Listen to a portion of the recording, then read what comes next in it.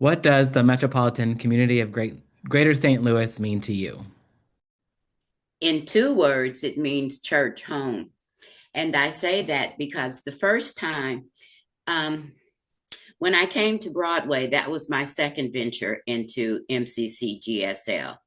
I had attended MCCGSL when they were on Washington, but I have to be honest and say that was not the most pleasant experience, but only because no one saw me. I did not feel the least bit seen or welcomed. But, and I just said, okay. And I went for about a month. And then in 2009, 2010, I says, no, I really want to go back to this church. And so that's what I did. And by that time, you all had moved on Broadway. And I kid you not, it was so entirely different, Pastor Elijah. I walked in the door, and whoever was at the door, I didn't know them at that time. They were like, welcome, how are you? Blah, blah, blah, blah, blah, blah. Actually asked did we want us to take them to our seats. And I went, oh, no, we'll find our seats. Because at that time, I had a partner. And so we went to our seats, and everybody around us was like, hi, how are you? And welcome. And it was totally inviting, totally comfortable. And I immediately settled down. I mean, it was just like my whole heart and soul just says, okay, now you're at home. This is what you want church to feel like when you walk in the doors. So, and from that, and we hit the floor running. I mean, we got into committees, we got into everything. And when they brought in new programs, we introduced ourselves into that. Now, there were things that I did separately from Michelle because she had a different interest, and that's fine. You're supposed to be a different interest. But what I loved the most was the backpack situation, as well as the feeding the hungry. Those are two very important things to me because I do believe that everyone should be able to have at least one meal throughout the day. So it just feels like home, Hmm, plain and simple. thank you. And then, so as a previous board member, why are you looking to serve on the board again? Because I don't live there anymore to come see you all every week. And I did not know I was even interested in the board until it was posted. And then I thought, you know what, I wonder. And when they offered the online, I thought, okay, that would be ideal. I can do that because I am participatory.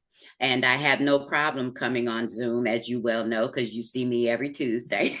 Yeah. Unless, of course, there's a doctor's appointment, and the board meetings are usually in the evening, so that would not be an issue as far as that goes, because I do all of my doctor's appointments in the mornings to get them out the way, because traffic here is horrendous. And I'm just being selfish when I say that. But yeah, that was why I thought I would want to do it. And I remembered the rules and the bylaws, but I know they've been changed somewhat since I was on the board. But I don't think it'll be a hard adjustment. Plus, Gene Pulliam was on the board at the same time that I was, and he continues on the board to this day. And then Dana came along. You know, it was just a good group. I mean, we really and truly had a good time, Hmm. and we were productive. And that's what I like is productivity. I mean, I'm a retired nurse. We expect productivity, plain and simple. And I do wish to be another member of the board again, just because I enjoyed it the first time.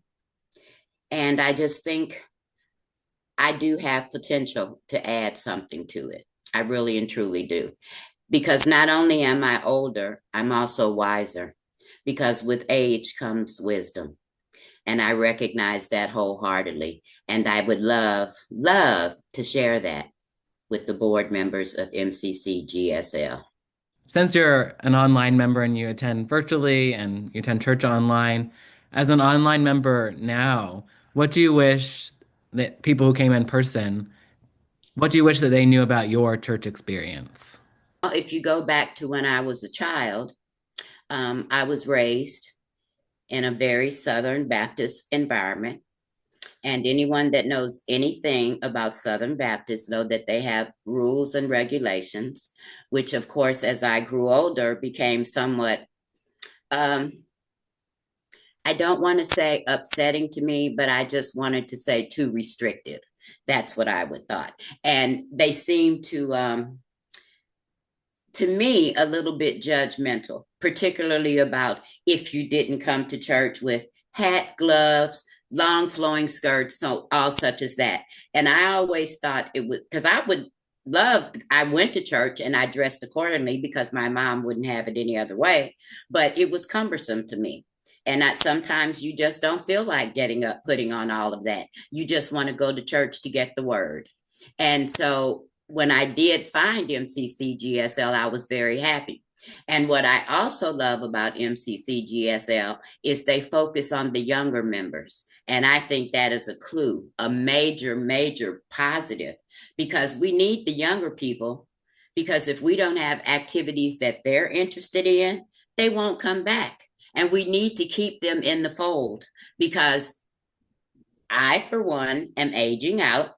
And God forbid that there's a time that I'm not able to join online or join in person, whatever the case may be, or become ill. We need that young blood. We just need it. And we need to encourage that. And we need to encourage more of them doing things that they enjoy. I mean, just like going to don't they have a bar night or something or other that they do? Hmm. Whatever it is. And that's good. I have no problem with that. I don't hang out in bars, but I might stop by for a hot minute if I was still in St. Louis, but it would just be an in and out. Hey, everybody, how you doing? And just take off and go and do my own thing. So yeah, I just think all of that is a plus. And I do think that if they continue with that motif and that belief, that's only going to enhance the growth and what we have to offer, which was another reason why I wished us to stay in the Carondelet neighborhood, because if it's one neighborhood that needs us, it's the Carondelet neighborhood, and there are many of them in St. Louis that need us. Unfortunately, we can't serve everybody, but the Carondelet neighborhood is truly one that does have quite a bit of blight, and our efforts and our goodness and our love is a good thing, and Right. it will enhance the neighborhood. Yeah, well, thank you. But just wanting to maybe circle back a little, but about just wanting to share more about what is your online experience with church? Oh, I sing with you guys. I read along with what you all say. I take notes. This is my book that I take notes in, which, because sometimes you may make a statement that I may not be able to catch all of it too. But and I do, and you can ask Christine this. I do sometimes ask her to send it to me, and she will send it to me online so that I can copy it down for myself. Christine's an absolute angel. I don't know what I'd do without Christine, especially now that I'm an online member. And she never gives me any grief. She just writes back, "Here it is, Carole," and with a smiley face, because she knows I usually ask for things like that. And I did that when I was in St. Louis. So it's nothing new to her that I'm out of the state and doing it. What is your hope for the church for the next 3 years? And That you we can feel free continue. to talk about opportunities or celebrations or anything. Well, I love the fact that we do celebrate Hispanic Month. I do love the fact that we celebrate Black History Month, but I think we can go on and celebrate any other culture's life just because the world is made of a lot of different people. And God knew exactly what He was doing when He created us.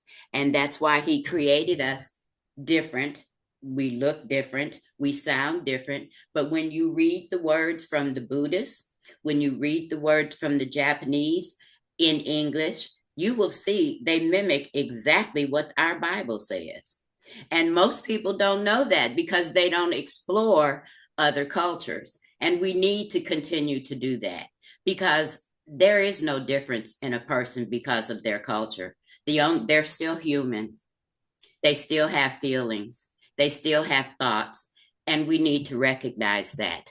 And I think that's a very, very important goal, that we recognize that everyone has a right to be loved and respected.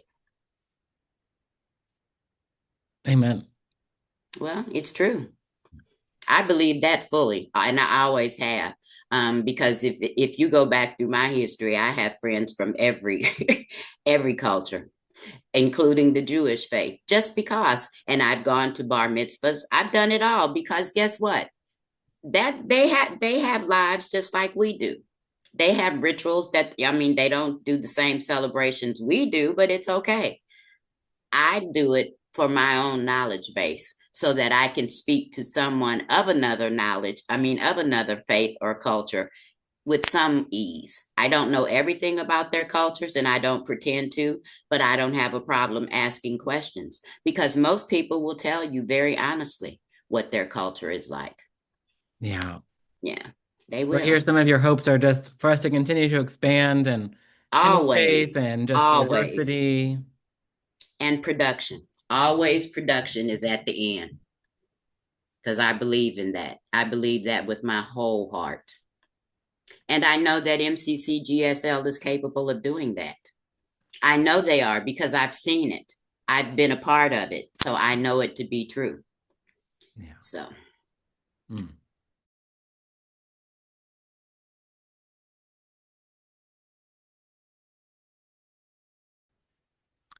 And then I guess just lastly, is there anything else that you want to share with us about anything that we've talked about or anything that's still on your mind or heart that you want us to know about you?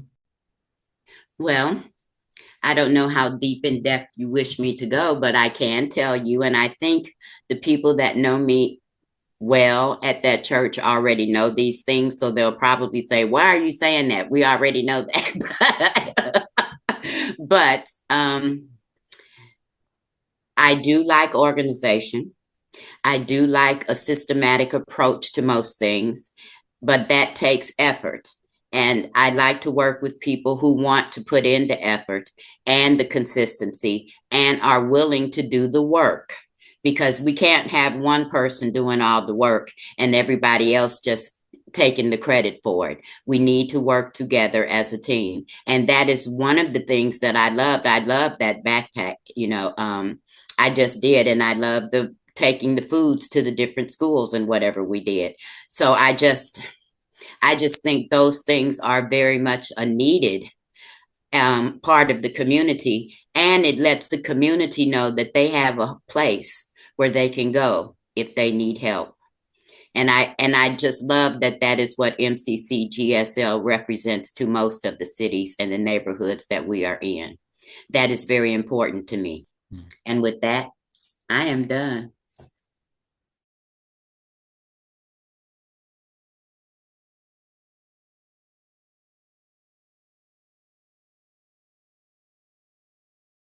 And what other things they may not know about me is that I love to dance. I love music. Um, I also can play the piano. That's what tickled me when you told me that. Mm. Um, let's see what else. I love concerts. I haven't been to one in quite some time, but I love a good concert. I mean, my first concert, if you can believe this, and you probably, I don't even know if you know this group. It's called Pink Floyd. Have you ever heard of Pink Floyd? Well, that was my first concert, and I was 16 years old. I'll never forget it. And I mean to tell you, I was in awe because Mama would never let me go to a concert until I was seeing Michael, and she trusted Michael, so she let me go to the concert. I was just so excited to see Pink Floyd. That's all I can say. I was just losing it because I loved Pink Floyd. And that's something that probably the people at MCCGSL don't know about me is I love a good concert. I do. I do. I really do. Yep. And love a good guitar. Ooh, a guitar solo. And drums and the saxophone, you name it. Yep. Mm. And that's probably something that a lot of people don't know.